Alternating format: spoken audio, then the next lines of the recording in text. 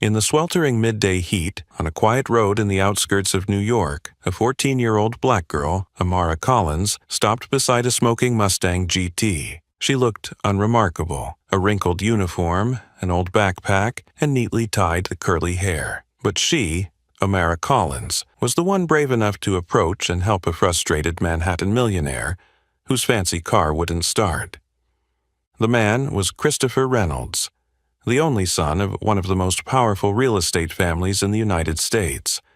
With a dismissive look, he told her to get away because this isn't some cheap toy. What he didn't know was that this act of disdain would be the one that brought his entire family empire down. Just a few minutes later, Chris stood frozen. Not because the girl fixed the car, but because of the red ruby ring on her finger, a secret memento hidden from the world, now resting on the hand of an unknown black girl in the middle of a dusty dirt road. That ring wasn't just a memory. It was evidence. A sharp blade cutting through the glamorous facade his family had built with lies, manipulation, and the blood of children they viewed as experimental property. And what Chris didn't know, she wasn't just there to fix a car. She was there to tear down an empire. Do you believe that sometimes the ones who are seen as small and invisible are actually the biggest storm the powerful have ever faced? The late afternoon sun stretched across the desolate country road in upstate New York, casting a golden hue on the earth, barren trees, and rows of decaying wooden fences. Amara Collins, a 14-year-old black girl, a ninth grader, was slowly walking home after a long day at high school. Each step she took echoed softly on the gravel ground, her faded backpack swaying on her shoulder, so old that the straps were frayed, but still neat and orderly.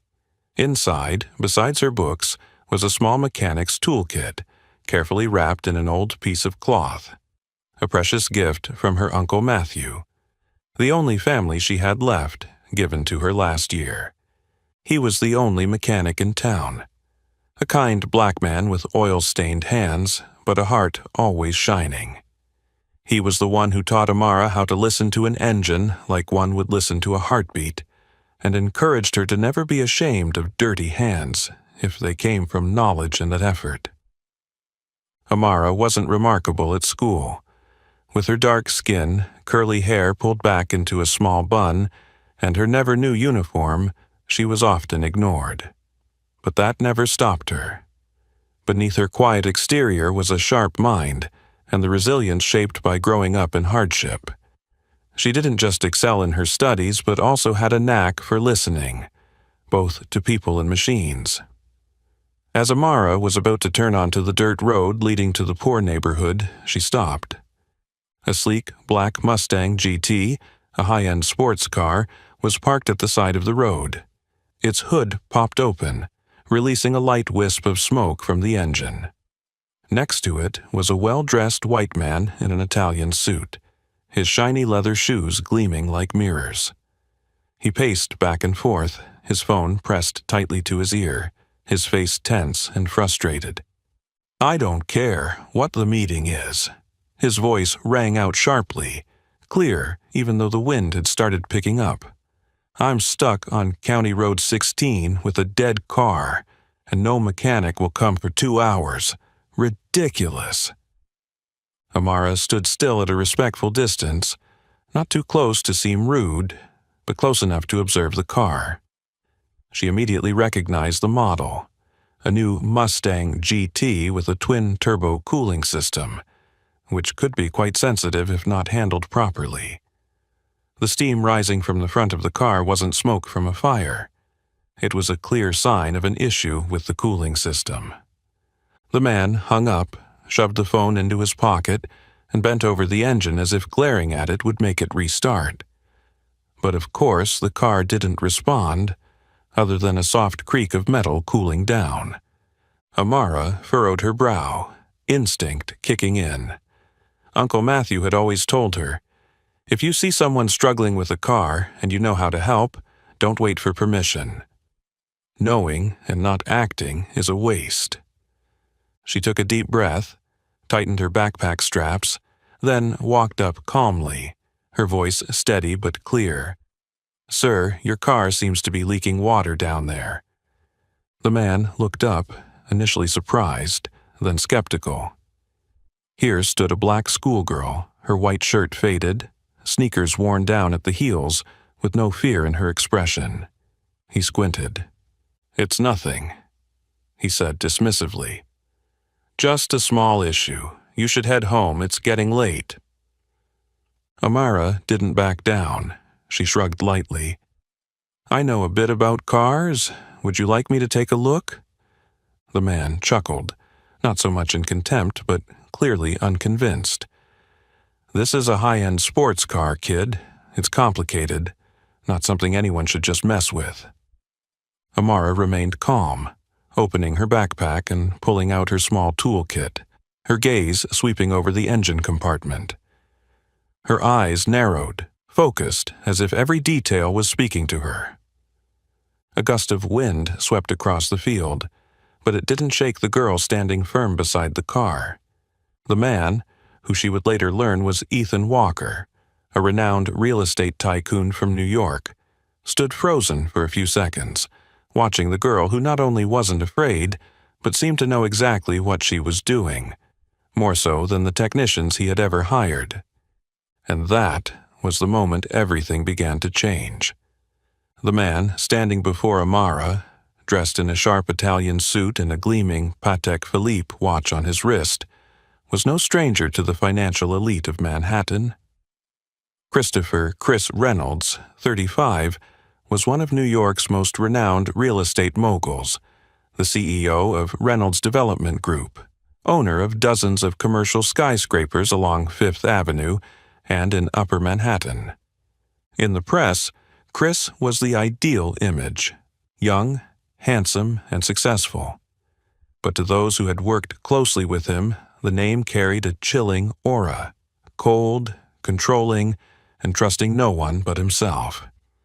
Yet, in this very moment, on a deserted country road, Chris, the god of investment, was flustered by a stalled engine and a 14-year-old black schoolgirl whom he had just told to head home. Amara stepped a little closer, her eyes quickly scanning the engine in front. "Is your car having trouble, sir?" she asked, her tone gentle, as if there was nothing intimidating about the situation. Chris furrowed his brow, studying her for a long moment. In his mind, hundreds of thoughts raced. Could this be a joke? What could a country girl possibly know about a Mustang GT? "You should go home," he replied, his voice firm, though not entirely curt. "This is a high-end car, not a toy." Amara didn't respond the way he expected. No hesitation, no shame. She simply bent down, leaned over the front of the car, glanced at it, then looked up, speaking calmly. "It's leaking coolant. Can't you smell the syrupy odor?" Chris froze. What smell?" He immediately bent down, following the direction she indicated. Beneath the car, a small light blue puddle was clearly forming, dripping steadily from the radiator hose. A sweet, faintly acrid smell, glycol, the coolant, lingered in the air. Chris stood up straight, taken aback. Not because of the puddle, but because of how quickly this girl had spotted it. How did you know?" he asked, his voice softening for the first time. Amara shrugged, pulling out a roll of duct tape and a sealing kit, the kind her Uncle Matthew always made her carry, in case of emergencies. "I learned it from Uncle Matthew.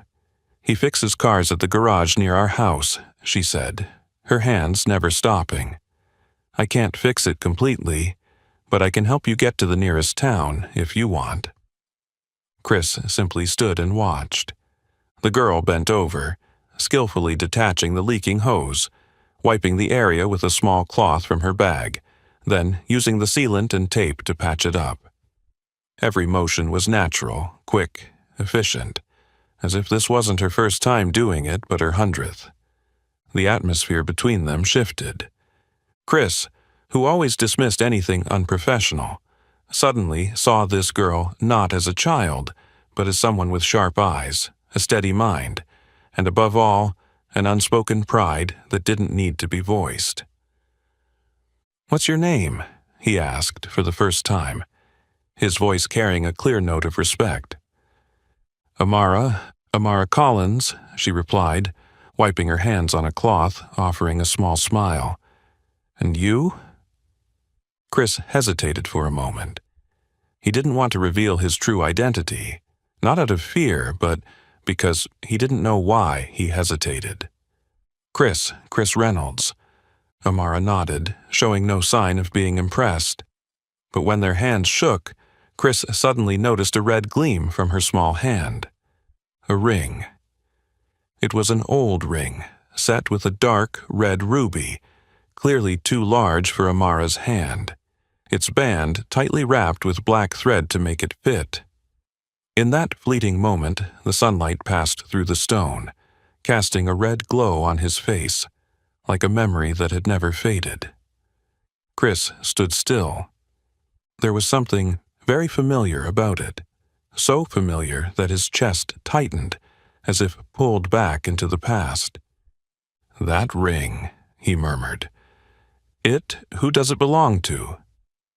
Amara looked down at the ring, her voice suddenly softening with a hint of sadness. "It was my mother's. She said it was a symbol of a very important promise. She passed away last year." Chris swallowed, his heart pounding. He couldn't explain it right away, but the stone, the ring, the light, all of it stirred a part of his memory that had been buried for over 15 years. And he knew this moment wasn't just a random encounter. It was the beginning of something far deeper and more dangerous. Chris stood frozen, his hand still tingling from the handshake moments ago. A small, thin hand, but firm, strangely honest. Amara, with her petite frame and sun-kissed face, knelt beside the Mustang GT as if she were the only one with the authority to handle it. In the orange-hued afternoon light, her natural curly hair was tied neatly at the back of her head, revealing a full forehead and eyes as bright as stars. Her white school uniform shirt, now faded, was pressed neatly, and every movement Amara made, from opening her tools, inspecting the engine, to wrapping the tape around the leak with precision, demonstrated the devotion of someone who truly loved the craft. There was nothing rushed or boastful about it. Chris sat back in the car seat, staring through the windshield, watching the girl. He tried to calm the rising emotions inside him, not because of the car, but because of the ring. "No way," he muttered. "It can't be her." Amara stood up after finishing the sealant patch. She turned back to her backpack, pulled out a bottle of water, opened the radiator cap, and carefully poured the liquid, drop by drop. The engine now just needed to cool down before attempting to restart. "You should let an adult do this," Chris said, but this time his voice was no longer arrogant. It was a resigned sigh. Amara looked at him, shrugged slightly. "I don't see anyone else here." Her response made Chris chuckle, but it was a reluctant laugh, tinged with a hint of bitterness. He was used to people bowing to money, employees always trying to please him, and the polished lies at contract signings. But standing before him now was a 14-year-old schoolgirl, not afraid of him, needing nothing from him, simply wanting to help. "Where did you learn all this?" Chris asked, for the first time allowing himself to be genuinely curious. "From Uncle Matthew. He works at the garage down the street. Every Saturday afternoon, he lets me tinker with old engines. If I don't learn how to fix them, I'll be stuck waiting for hours on the side of the road." Chris nodded lightly. In his mind, distant memories flooded back. Charity trips, those build a school for poor children ceremonies he'd been taken to as a teenager. But he had never really encountered a child like Amara. A girl from a different world, full of determination, self-respect, and no need for pity. And then his gaze shifted back to the ring. The ruby ring. A ring he had once held 15 years ago. It wasn't a mass-produced item, but a unique design. A deep red ruby set in gold, intricately carved into a twisting vine shape, forming the letter O when viewed from the side. Chris quietly asked, "That ring, who did your mother get it from?" Amara hesitated. Her face darkened like a cloud passing across the sunlit sky. "My mom never said exactly. She just said it was a promise from someone special. They told her to keep it, and that one day I'd understand why." Chris felt as though his heart had been squeezed. The ruby, the promise, her mother. All the pieces began to fit together like a nightmare he thought had been buried forever, under piles of real estate files, under the billions of dollars tied to new projects rising where there once stood an old orphanage, Sunshine Children's Home, where he had promised to return, where he had left a promise etched into this very ring and walked away without ever keeping it. Chris jumped up suddenly, his heart racing. He needed to confirm. He needed to be sure. What's your name? Your last name?" he asked, trying to maintain his calm. "Amara Collins," she answered. "I have Uncle Matthew's last name. He raised me after my mom passed away." "Collins?" Chris took a step back, as if struck by an invisible punch. Collins, he remembered. In old records, there had been a woman named Sarah Collins, who had worked as a nurse at Sunshine. She had suddenly withdrawn her files and disappeared with a little girl named Lily. He looked back at the ring, then at Amara. No, Lily. In the distance, the engine hummed with a smooth start as Amara pressed the ignition button. The Mustang GT came back to life, as if nothing had ever gone wrong. But Chris no longer cared about that sound, because at that moment his heart had realized the terrifying truth. The girl standing before him was Lily Reynolds, the child he had once promised to come back for, before everything was swept away by power, money, and dark family secrets. And more importantly, if he had found her, then surely his father, Richard Reynolds, also knew. And that was dangerous, deadly. Chris gently grasped Amara's hand, the sensation of the cold ring pressing against his palm causing his heart to skip a beat. A deep red ruby, gleaming in the setting sun, was tied with a thin thread around her finger, a finger still bearing the softness of youth but already carrying more weight than it should. He swallowed hard, trying to keep his composure as he asked again, his eyes fixed on the gemstone. "That ring? It's from your mother?" Amara nodded slightly, her voice deepening like a late wind. "My mom passed away a year ago. Before she left, she gave me this ring and said that it was a promise from someone very special, someone she trusted more than anyone else." She looked up, her dark eyes as deep as an ancient well. "I don't know who it is, but she said, if one day I meet someone who recognizes it, I'll understand." Chris felt the air around him suddenly thicken. He had once given that very ring to Lily, the girl with big, innocent eyes who always clung to him when he visited Sunshine Children's Home, despite his father's quiet opposition. It was the Reynolds family's matching pair of rings, custom-made for his mother's twin daughters, one of which still lay in Olivia Reynolds' jewelry box. The other he had stolen in a fit of anger with his father, and given to Lily as a secret vow. "When you see this ring, you'll know I'm coming back. I promise." And then he never returned. Chris lowered his head, torn inside. In that moment, The image of his father, Richard Reynolds, flashed in his mind, the most powerful man in New York, the one who manipulated the entire real estate industry like a chessboard, and the man who had hidden Lily's existence from all records, making her disappear as if she had never existed. Chris recalled an old document he had once glimpsed in his father's office, marked in red with scrawled handwriting. LS-15, special case, no trace, forward assets. Now, Chris understood. LS was shorthand for Lily Sullivan, her birth name before she was adopted and renamed Amara Collins. He suddenly found it hard to breathe, as if each fragment of the memory was choking him. Looking at Amara, he had no doubt anymore. This girl was the child his father had hidden, the child he had once promised to protect, and he had broken that promise. Chris sank back into the seat behind the wheel, trying to steady his breath, but Amara's gaze still lingered on him. "Are you okay?" she asked, her voice surprisingly gentle. Chris forced a smile, the first time allowing himself to drop the facade of success.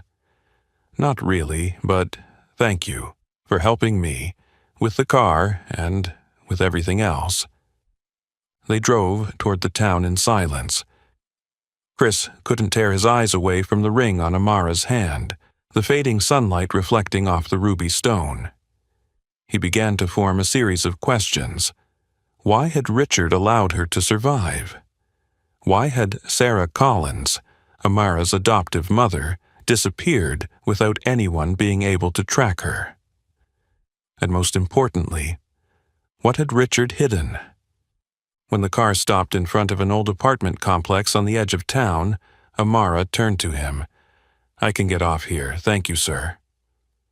Chris hesitated for a moment and then said, "Amara, if you find anything more about your mother, about the person who gave you that ring, I could help you understand more." Amara's gaze narrowed slightly. For a moment, it was as if she were weighing the instincts of someone who had lived in hardship against the budding trust she had just started to feel. "I'll think about it," she replied. Then, gently, she closed the car door. Chris watched as her figure disappeared behind the rusty gate. He knew their journey had just begun, and he had a strong feeling, if the ring had returned, then his father would certainly find out soon. And when Richard Reynolds knew, everyone connected to that secret would be in grave danger. Chris sat motionless behind the wheel, his mind trapped between two timelines. The ruby ring, a symbol of a childhood promise he thought had been buried, now appeared on the finger of a black girl he had never met, but who evoked a deep, haunting memory he had long avoided. Lily. He swallowed hard, his palm sweating. Amara's gaze, serious, profound, yet still carrying a touch of innocence, made it impossible for him to lie to himself any longer. "Amara," Chris called, as she turned to walk into the apartment complex. "Did your mother ever work as a nurse? Did she work at a place called Sunshine Children's Home?" Amara turned back, surprised. "I've heard my mom mention it a few times. I think it was called Sunshine. My mom's name was Sarah Collins. She said that place was the reason she had to leave New York." Sarah Collins. The name struck Chris like a knife to his memory. He mumbled, almost losing control. It can't be that coincidental. 15 years ago, he'd been just a 19-year-old teenager, struggling against the control of his father, Richard Reynolds, a notorious real estate mogul with a cold, calculating and tyrannical lifestyle. Chris couldn't accept that his family manipulated everything for business gain. And during a visit with his mother, Olivia Reynolds, to Sunshine Children's Home, he met Lily, a 5-year-old girl with eyes as sorrowful as if she had lost the entire world. They became friends. Chris brought her toys, taught her how to read. Then one day, he secretly brought the ruby ring. one of the two family heirloom rings intricately carved with the Reynolds family emblem. He gave it to Lily, swearing, "I'll come back. When you see this ring, you'll know it's me." But Chris never came back. Sunshine Children's Home suddenly shut down a few weeks later without warning. No one knew where the children were taken.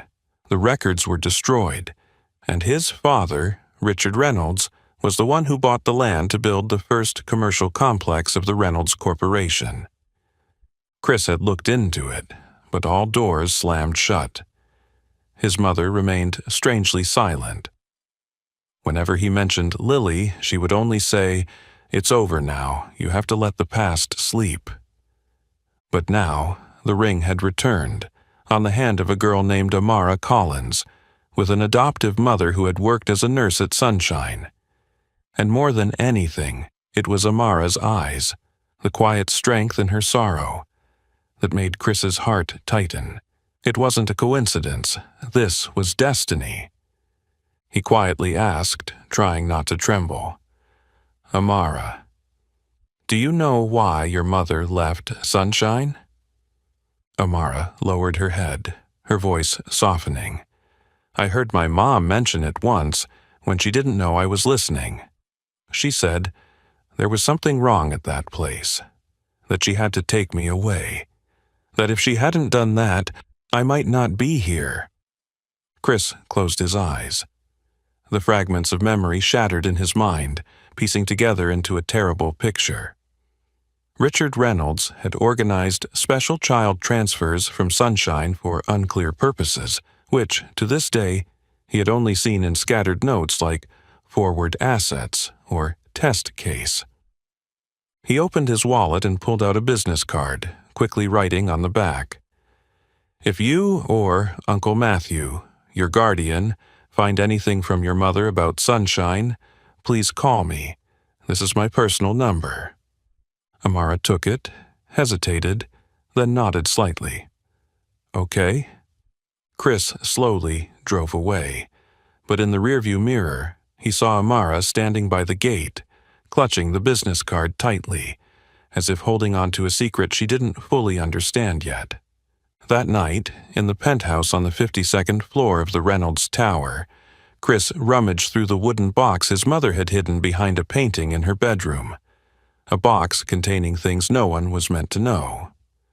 Inside, he found a torn, old Polaroid photo, a picture of him holding Lily's hand in the playground of Sunshine. Chris placed the photo next to a stack of old files, the only document he had ever stolen from his father's office related to Sunshine.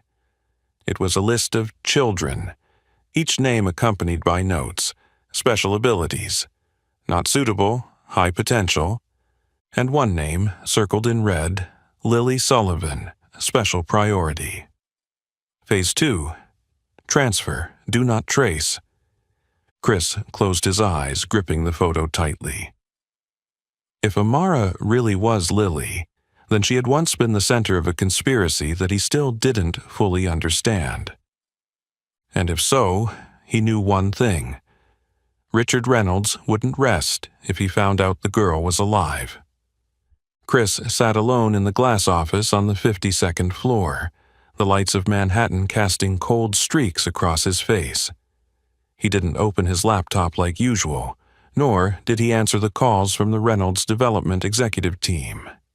Instead, his hands were turning through an old file, yellowed pages, but Richard Reynolds' signature still as sharp as ever. "All leads have been handled." Those words haunted Chris more than any financial report he had ever reviewed. In a separate note, it read, "Lily Sullivan, special handling. Maintain as contingency plan for Case C. No trace left." Below that was a copy of the decision to shut down Sunshine Children's Home, signed just 3 days after Chris's last visit to the orphanage that year.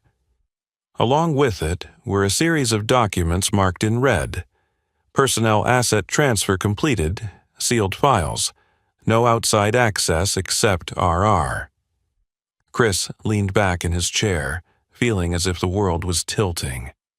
Throughout his business career, he had suspected his father's lack of morality, seen him manipulate finances, and heard rumors about silent buyouts.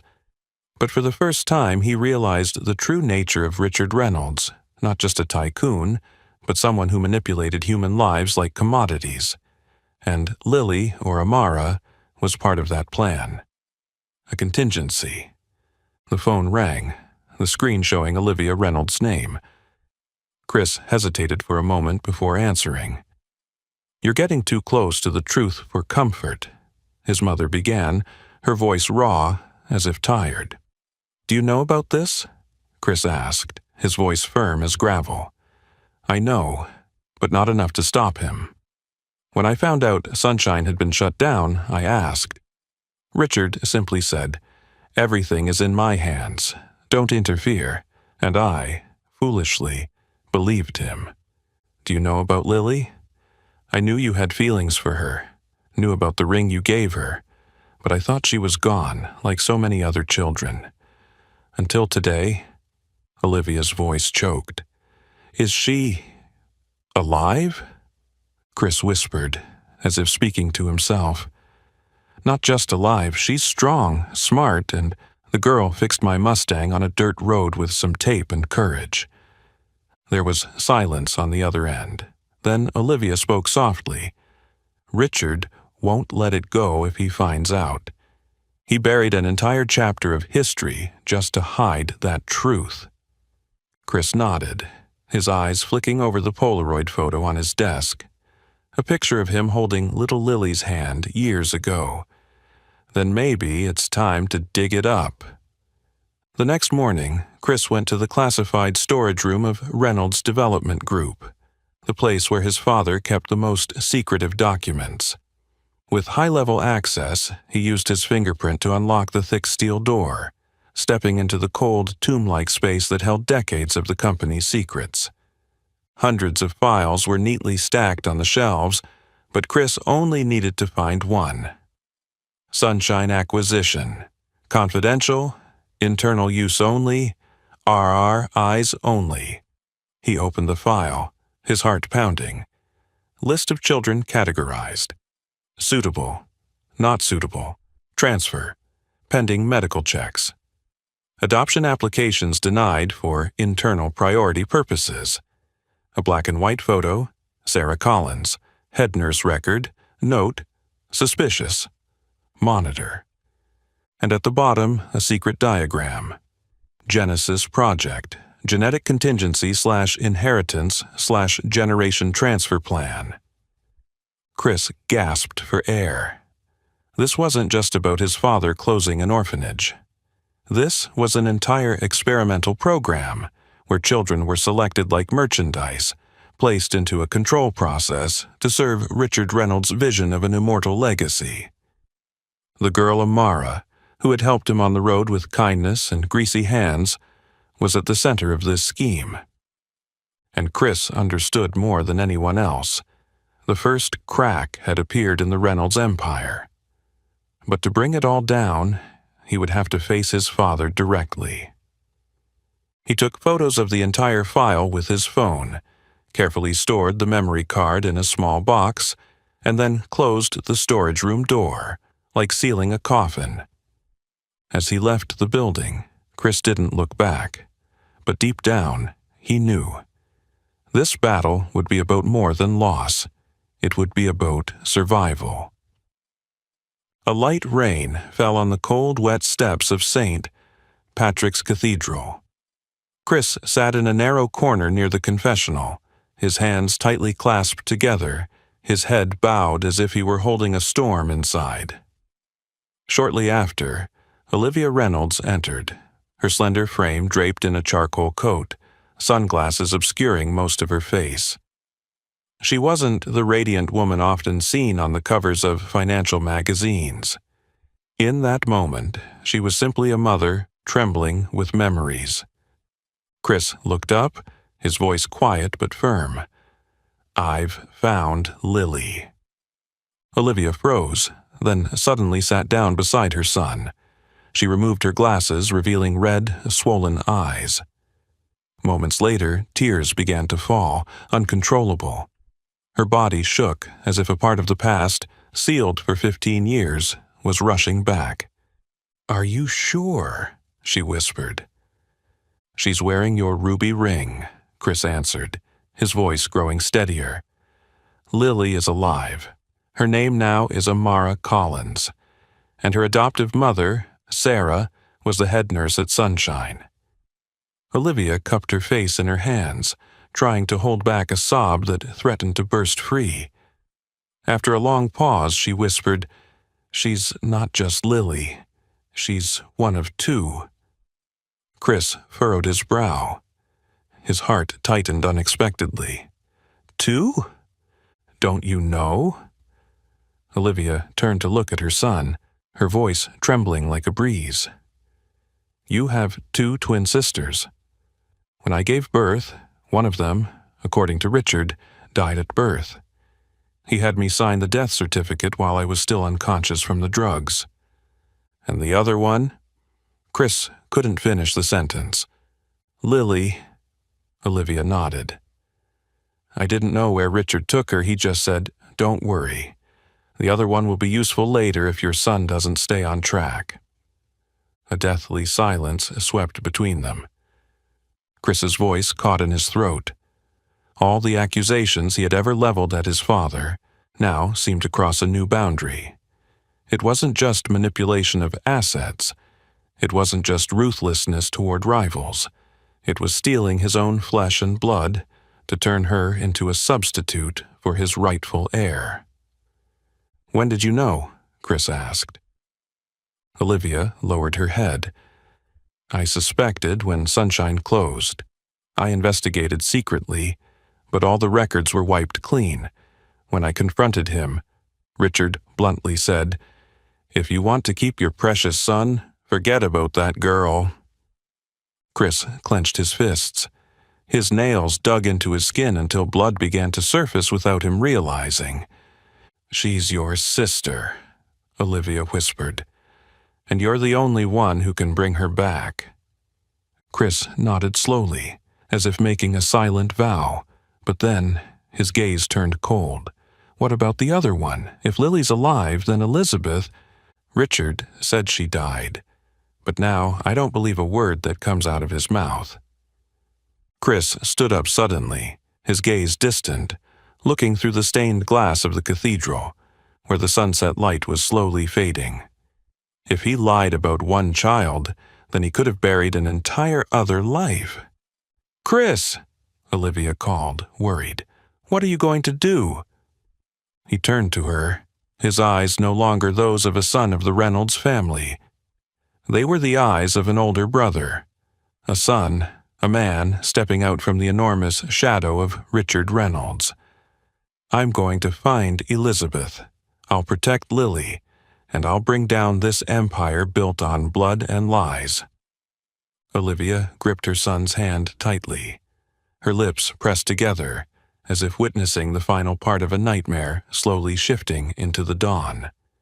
Outside, the church bells rang out amid the sound of falling rain, a cleansing sound for a declaration of war, with the truth being the first sword to be drawn. In the small attic room bathed in the glow of the late afternoon sun, Amara Collins sat on the floor, the old brown leather journal of her adoptive mother, Sarah Collins, open before her. The slanted handwriting, hurried and uneven, still bore traces of tears that had faded with time, but the contents were like a knife cutting straight into the heart of the 14-year-old girl. "I can't believe it. He really did this," Amara whispered, the words choking in her throat. As she turned to the last page of the journal, Amara discovered something Sarah had never shared with her. A small piece of cloth taped to the back cover. Her hands trembled as she peeled it away, a thin steel key affixed to the leather. And then, the ruby ring on her finger, the final treasure her mother had left her, gave a soft click as Amara accidentally twisted it. The ring opened. Inside was a tiny compartment containing a round, clear plastic object, microfilm. Amara froze, then jumped to her feet, running down the stairs like the wind. She knew who she had to find. That evening, in the old mechanic's workshop where Uncle Matthew worked, the two of them leaned over an old microfilm reader. The screen showed blurry images at first, gradually sharpening, detailed records of a top-secret plan called Project Gemini. The headline appeared, Human Resources Strategy, Reynolds Development Group. Plan, Twins, Code, Gemini. Status, Absolute Confidentiality. Matthew couldn't tear his eyes away from the list displayed on the screen. Lily Sullivan, Special Handling, placed at Sunshine. Elizabeth Sullivan, Status, Processed, Deceased. Sarah Collins, Leak Risk, Tight Surveillance, marked Uncooperative. Daniel Collins, Neutralized, Confirmation of $50,000 payment. Amara froze. Daniel, she whispered. He was Sarah's brother. He used to be a medic. Mom said he died in a car accident. But, Matthew clenched his jaw, his eyes reddening. It wasn't an accident. It was an execution. He spoke in a low, dark tone. Sarah always suspected. Daniel secretly investigated Sunshine after he saw records of children transferred without proper documentation. He never came back after his last trip to the city land office. Amara silently touched the screen where the word neutralized was listed next to Daniel's name. Her small hand clenched the ring, something that was not just a memento, but now the key to unlocking the bloody truth that had been hidden for over a decade. Matthew leaned back in his chair, hands over his head, his voice thick with emotion.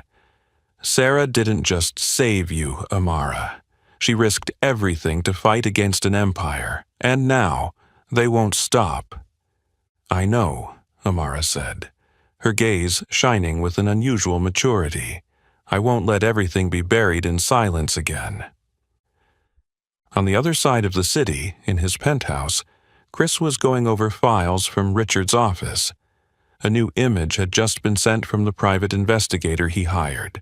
A photo of a hospital registry from 2011. Patient name, Elizabeth Reynolds. Condition, newborn. Notes, special transfer, per RR's order. Chris felt his blood run cold.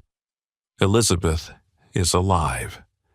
The chill running down his spine wasn't just from the secret now revealed, but because it meant if Richard still needed Elizabeth for some special purpose, he wouldn't let anyone, not Chris, not Amara, get close to the truth.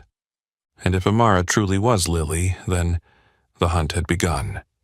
At Amara's house, at that very moment, Matthew received an anonymous text message. Withdraw. Don't look any further. Losing anyone else is your fault. Attached was a distant photo of Amara on her way to school. Matthew stood up abruptly, his eyes bloodshot. They know. They're watching us.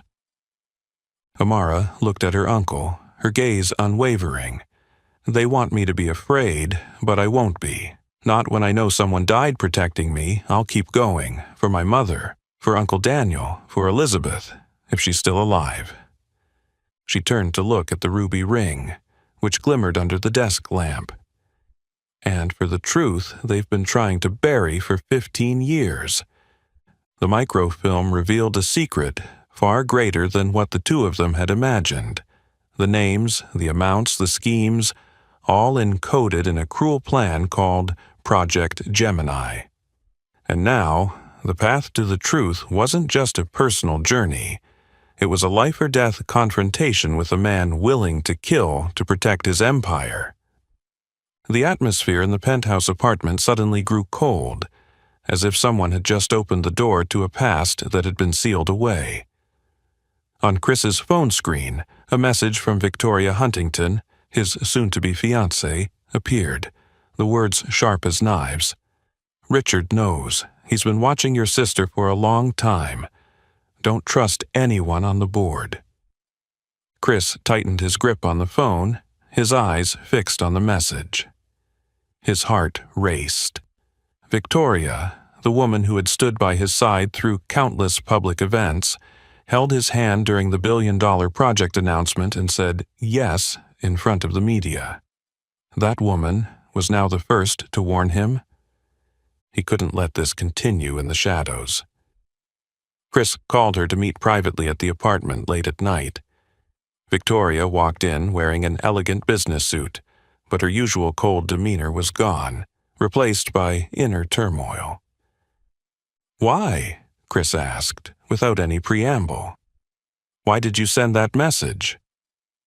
Victoria didn't respond immediately. She walked to the bookshelf, pulled out a leather-bound book and opened it to the middle. Inside was a faded birth certificate aged with time. Name: Elizabeth Sullivan. Date of birth: May 2nd. Parents: not listed. Notes: special care, per Reynolds' order. Chris slumped back in his chair as if struck. "It can't be," his voice faltered. Victoria looked at him, for the first time with eyes no longer playing a part. "I am Elizabeth. I'm Lily's twin sister, or rather, Amara's." The air grew thick, heavy, like lead. Chris could hardly breathe. Victoria continued, "They didn't kill me. They turned me into property. The Huntington family is a side branch of Reynolds, specializing in raising children like me. Replacement heirs in case the true heir betrays them." Chris stared at the woman before him. All the cold behavior, the indifferent attachment, and the times she refused to talk about her past. All of it now made sense. "So, you're a spy? A plant placed next to me by Richard?" Victoria closed her eyes. She pulled a small memory card and a stack of photographs from her jacket pocket. "At first, yes. I was trained to control you, but after meeting meeting Lily, I began to remember fragments of my past. The lullabies, the scent of Mom's clothes, the birthmark in the shape of a musical note on the back of my neck, just like Amara has."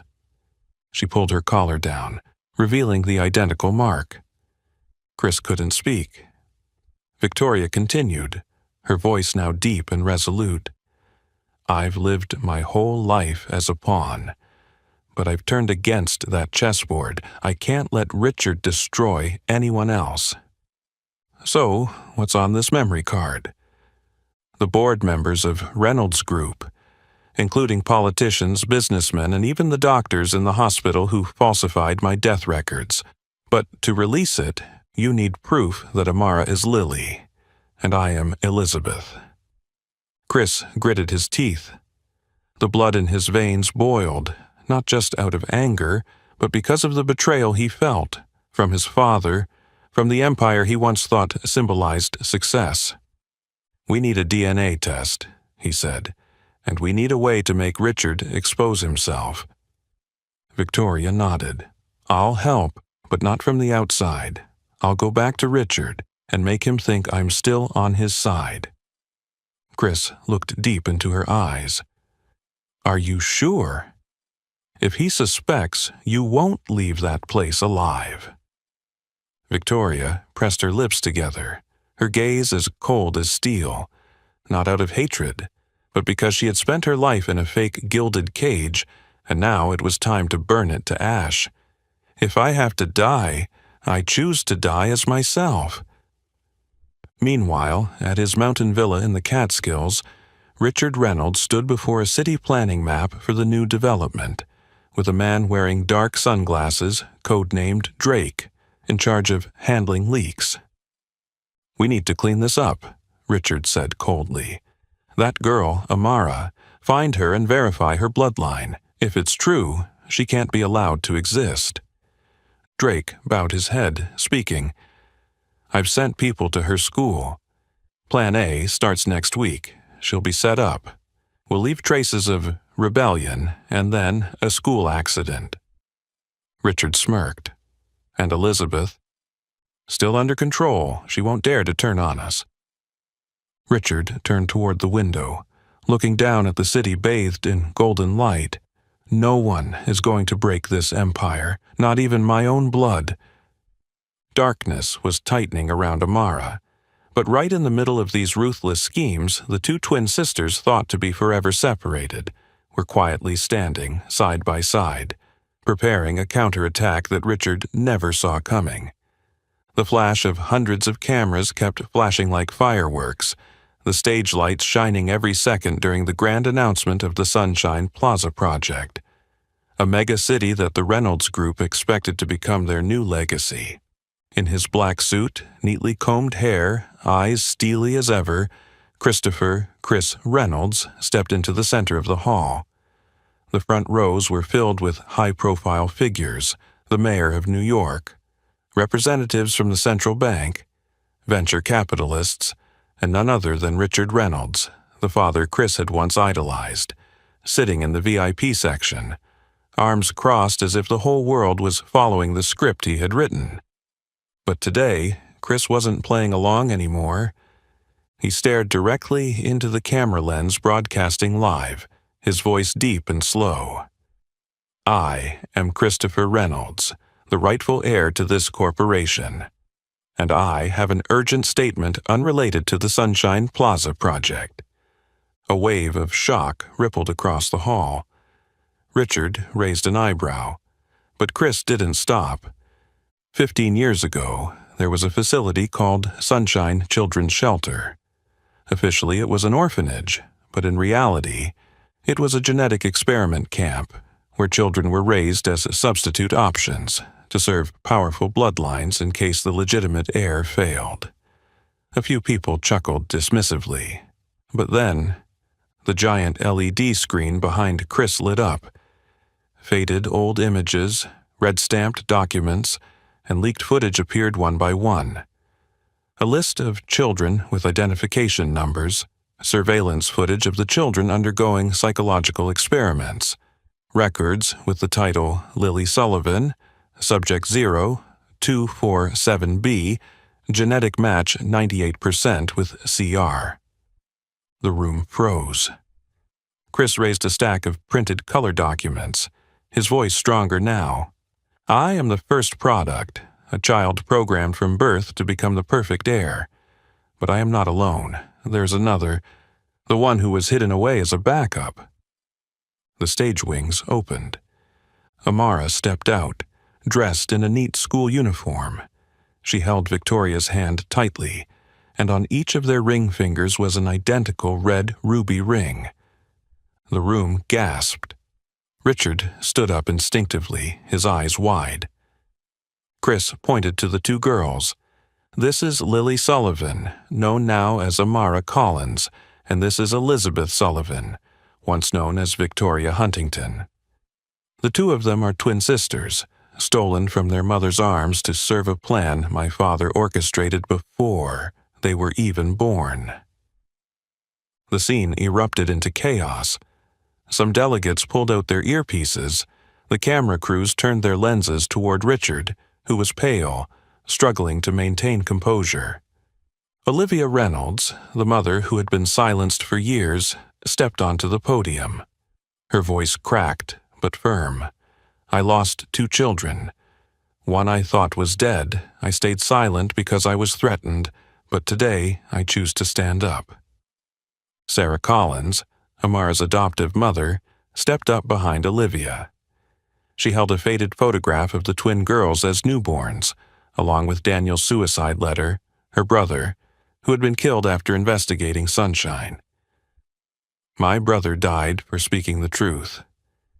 Today I live to tell the rest of it. The entire room stood still. Chris didn't blink. He looked straight at his father, Richard, who had now retreated to the back of the stage, face red, throat twitching. You've always thought of yourself as God, with the right to create and erase lives to protect your empire of wealth. But this time, you won't erase anything anymore. Chris pulled out the DNA test results in front of the entire press, revealing the genetic match between him, Amara, and Victoria, all confirming their blood relationship. Richard's hand clenched, but nothing could stop the truth from spreading to millions through the live broadcast. Chris turned back to the audience, his voice now calm and steady. Sunshine Plaza will not be built on blood and lies.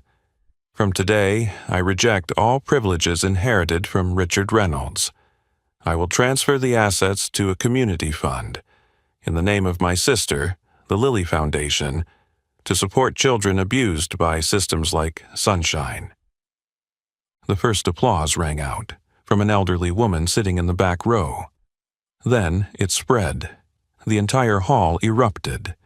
But in the midst of the cheers, the camera unknowingly caught Richard, pulling out his phone and leaving the hall silently, like a ghost. A public battle had just ended, but the silent counterattack, where Richard would not let himself fall easily, had just officially begun. Less than 48 hours after the explosive press conference at the Sunshine Plaza project launch, Richard Reynolds, once the symbol of financial power, was surrounded and arrested by the FBI at the Reynolds family estate on Long Island. The iron gates, once reserved for those with power and noble bloodlines, were now wide open for the SUV convoy bearing the FBI insignia, with red and blue lights flashing off the mansion's frosted glass windows. Inside, Richard sat at the breakfast table, still in his gray silk pajamas, holding an espresso cup as if the world still operated on his command. But the sound of heavy footsteps on the marble floor grew closer. When the lead agent read the arrest warrant, Richard didn't resist. He burst into maniacal laughter, bitter and mocking. "You think you've just done something great," he yelled as he was handcuffed, his laughter mingled with venom. "None of you exist without me. Every single one of you is just a product in my game. Amara, Victoria, Chris, they're all just experiments." The scene was filmed and broadcasted across national news. The entire country witnessed one of the richest fathers in America being dragged away in his pajamas, ranting about power, genetics, and absolute control. Meanwhile, at the federal prosecutor's office, Victoria, now having abandoned the Huntington identity to use her true name, Elizabeth Sullivan, personally handed over a USB drive containing all the classified information about Gemini, the project Richard had funded with hundreds of millions of dollars through shell companies in Luxembourg and the Cayman Islands. On the USB were thousands of internal emails related to Sunshine Shelter, child screening operations, genetic research funding contracts for unnamed universities, a list of over 30 politicians, officials, and doctors receiving donations in exchange for silence. The name Gemini, inspired by the symbol of the twins, represented the perfect pair, one to publicly inherit, the other to control in the shadows. At the FBI headquarters in Manhattan, Chris, Amara, and Olivia sat together. On the screen was the Reynolds Corporation's power structure chart, now collapsing like a domino tower. Branches were being systematically frozen. International partners began fleeing. Stocks were plummeting uncontrollably. Boards of directors resigned. That evening, in a small conference room on the hotel's top floor, Amara opened the ruby ring box one last time. The light reflected off the stone, making the gem appear to burn. But she saw nothing but the captivity it once represented, a link to the past, a past of fear, loss, and being treated as a genetic backup. She slowly removed the ring from her finger and gently placed it on the glass table. "I don't need it anymore," Amara said softly, her voice neither angry nor pained, just a quiet release. Chris looked at her. He understood. In that moment, she was no longer anyone's product. Not a plan B, not an experiment. She was a person writing her own fate. At that moment, Olivia entered the room, holding an envelope. "The FBI just found this in Richard's secret safe," she said. It's his personal journal and a video. It seems there may be a fourth person involved. No one spoke, but the air grew heavier. A fourth person? Chris looked at Amara. Amara looked at Victoria, and the three of them understood. This battle was not over. They had only scratched the surface of the iceberg. In a gentle morning in the Catskill Mountains, the sound of roosters crowing echoed between the rows of chestnut trees, and sunlight filtered through the thin mist. Amara Collins stepped out onto the porch, a hot cup of cocoa in her hands. The view before her was no longer the cold skyscrapers of Manhattan, but a small farm where she felt peace for the first time in her life. Inside, Chris, now Chris Collins, was preparing breakfast, wearing a flannel shirt, his hair no longer slicked back as it once was. He had officially changed his last name, discarding Reynolds, a name that once symbolized empire and ambition, to honor Sarah Collins, the mother who had sacrificed her youth to raise Amara. They were no longer a blood family, but a family chosen by love, gratitude, and forgiveness. In the nearby wooden house, Sarah sat with Olivia, the two women who had once stood on opposite sides of a genetic war. But now they were together signing the final draft of the Sunshine Memorial Foundation, a non-profit organization dedicated to helping abandoned and abused children in the foster system, especially victims of covert medical oversight programs like the one Sunshine Shelter had once been manipulated by Richard. Victoria, or rather Elizabeth, was the legal director. She had once been a tool of that system, but now she was the one breaking it from the inside. And Matthew, the humble mechanic from years ago, had been appointed as the director of technical training for the vocational centers established by the foundation. He was the first to believe in Amara's abilities when society had looked down on her small, oil-covered hands. The first headquarters of the Sunshine Memorial Foundation was inaugurated right where the Sunshine Children's Shelter had once stood. No more rusted iron fences, no more private property signs. Now, it was an open campus with an outdoor learning garden, technical workshops, an emotional library, and dormitories for children escaping abusive systems. On that day's ceremony, Amara was the first to speak.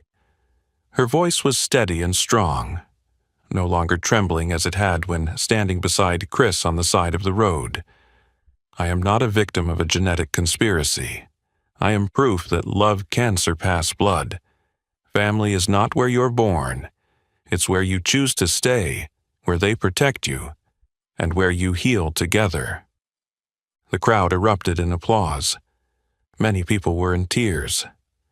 Chris quietly squeezed Olivia's hand. Sarah, sitting in the front row, cried silently, but it wasn't tears of sorrow. It was the tears of a mother witnessing what she had protected blossom into something beautiful. That evening, as the family gathered around the wood stove, Victoria asked the question that no one had dared mention for a week. So, what about the video that wasn't opened in Richard's will? No one answered immediately. Chris slowly stood up, taking a black USB drive from the safe, the very one the FBI had returned from Richard's secret vault, along with a note that read, "Not everything is your father's fault." He plugged the USB into the laptop. The screen lit up. A blurry, shaky video appeared, seemingly recorded by Richard himself in a state of delirium. If you're watching this, Chris, then I'm no longer here, and maybe you've found them. Both of them, 3 of you, or 4. Amara's heart stopped. She turned to look at Victoria. Victoria furrowed her brow. 3 of you. Richard continued. There will be a time when you think I'm a monster, and maybe I am. But don't let yourself fall for the hero's role, Chris. No one builds an empire with empty hands. There's one more. A witness. The image cut off. The screen turned black. Chris clenched his fist. Victoria stepped back. Amara then asked a single question, her voice soft, yet it echoed through the silence like thunder. "If there's one more, where are they?" The early morning sun filtered through the yellowing maples at the start of autumn, casting light on the red brick facade of the new Sunshine Community Center. Once a cursed land, cloaked in the guise of a luxury plaza. Now, there were no more bleach smells or surveillance cameras, but instead the sound of children's laughter, the hum of sewing machines, and the notes of an old piano played by hands once deemed without a future. Amara Lily Collins, dressed in a simple but elegant suit, walked up to the makeshift stage built from recycled wooden frames. She didn't need a microphone. Her clear voice, unwavering gaze, and poise at just 15 years old made the hundreds of people in the audience, from reporters and politicians to orphaned children, fall silent. "My name is Amara Lily Collins," she said, "and today I am not here to tell the story of what has been taken from me. I am here to say I have chosen what I will take." She paused, pulling out a piece of old paper from her jacket. A page from Sarah's diary, the part that had been partially burned but carefully restored by Uncle Matthew. "My mother once wrote, 'Family is not blood. Family is the ones who choose to love you when the whole world turns its back on you.'" Amara lifted her head, her voice steadier. "And I have found that family, not by birth, not by genetics, not by those in power, but by those who choose to protect me with their hearts." Below, Chris Collins nodded, holding tightly to his mother Olivia's hand and his sister Elizabeth, now fully abandoning the identity of Victoria Huntington, working as a program advisor at the center. Sarah sat beside them, tears streaming down her face, not tears of sorrow, but the tears of a mother witnessing the fruit of a love that had been unconditional. Sunshine Community Center was a miracle. Built from administrative fines and assets seized from the Reynolds Empire, it was home to Matthew's Garage, a car repair training room where children learned trades from Uncle. Matthew, the man who once saved Amara's mother from a kidnapping years ago. Sarah's corner library, preserving all records on the foster care system, including the files that had been hidden for decades. Olivia Haven Therapy Room, providing free psychological services for children who had been abused or abandoned. And a special wall, the wall of chosen family, where anyone could write the names of those who had chosen to love them as family. After the speech, Amara stepped down from the stage as the crowd erupted into applause, but she turned back inside, where she spotted a young black boy, around 8 years old, standing shyly behind a pillar, still wearing his identification tag from the shelter. She knelt down, extending her hand. "What's your name?" "Zeke," the boy whispered. "Zeke," Amara smiled. "Do you know that you are worth more than all the things people have ever said about you?" The boy nodded slightly. She gently removed her founding member badge from her jacket and pinned it to his shirt. "Because today you begin writing your own story." In another corner, Olivia received an anonymous package. Inside was a partially burned photo showing 3 children in a hospital years ago, and on the back of the photo, in faded brown ink, were the words, "Gemini is not just 2. The 3rd is still waiting to be called." No one spoke, but the eyes of all present were directed toward the horizon, where a new truth was slowly beginning to emerge behind the curtain of old guilt. The sunset light filtered through the large glass window of the Sunshine Community Center, casting shadows across the oak display cabinet placed in the center of the hall. Inside, among the artifacts that had once revealed the horrifying secrets of the Reynolds Empire, lay an old ruby ring, quietly resting in a black velvet tray, its deep red hue gleaming like dried bloodstains. Amara stood still, staring at the ring. In her hand was a small silver ring, handcrafted, without gemstones or intricate designs, but it radiated a value she had never had before, the power of choice. Chris stood beside her, handing her the ring, his eyes reflecting the peace he had spent half his life reaching. "This isn't to mark ownership," he said softly. "It's to remind us that true love doesn't need to be bound by fear." Not just Amara, but Olivia, Sarah, Victoria, and Uncle Matthew. All of them wore identical silver rings. They weren't blood relatives, they weren't products of the Gemini Project. Nor were they pawns manipulated by Richard's will. They were a family reborn through trust and the will to be free. Amara took a deep breath, unlocked the glass cabinet, and gently placed the ruby ring inside, next to the microfilm and a torn page from Sarah's diary. The small sign in front of the display read, "Relics of the past, not to honor the pain, but to remember. We were once controlled, and we learned how to break free from it." After the ceremony, the whole family returned to their small farm in the Catskills. There were no crystal chandeliers or million-dollar banquet tables. Only the warm glow from the fireplace, the scent of freshly baked cookies in the kitchen, and Matthew's acoustic guitar playing from the porch. Amara sat next to Victoria, who had now become a close sister, no longer Richard's accomplice. They didn't speak much, but when Victoria gently squeezed Amara's hand, their glance was enough to convey that they were no longer two parts of an experiment, but two souls who had survived, rebuilding the world together. Chris, Olivia, and Sarah sat in the living room, discussing plans to expand the Sunshine Foundation into other states. Their new project, Silver Promise Initiative, would seek out and support young people who had been exploited by state-run and private foster care programs. That evening, Amara opened her email, checking messages from the children who had once lived at Sunshine. One unfamiliar name caught her eye. From Elijah Gray. Subject: I am the third. Amara paused.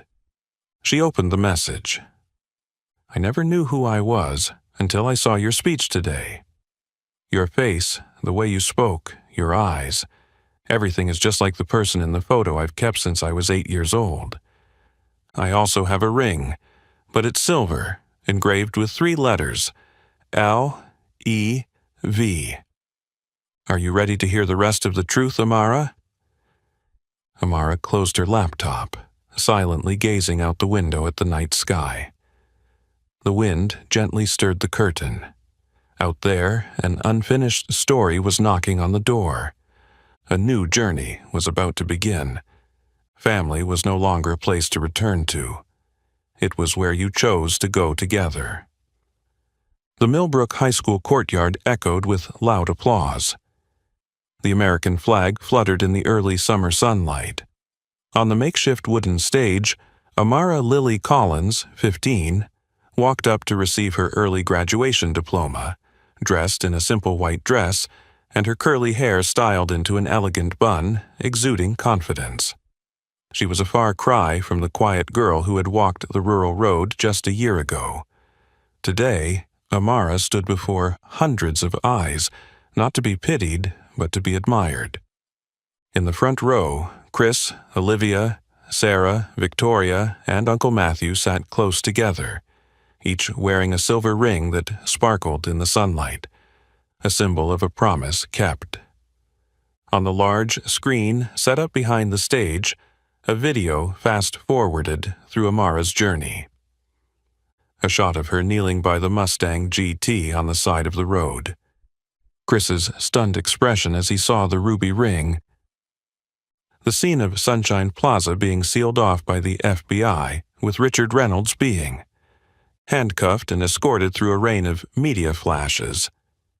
The ruby ring displayed in a glass case at the Sunshine Community Center. A voiceover echoed, "1 year ago, no one knew the name Amara Collins. Today, the entire nation is grateful for her. She reminded us that no power is greater than kindness, and no secret can survive in the light." Richard Reynolds, now 71, sat in a federal detention center in Virginia, stripped of all titles and assets.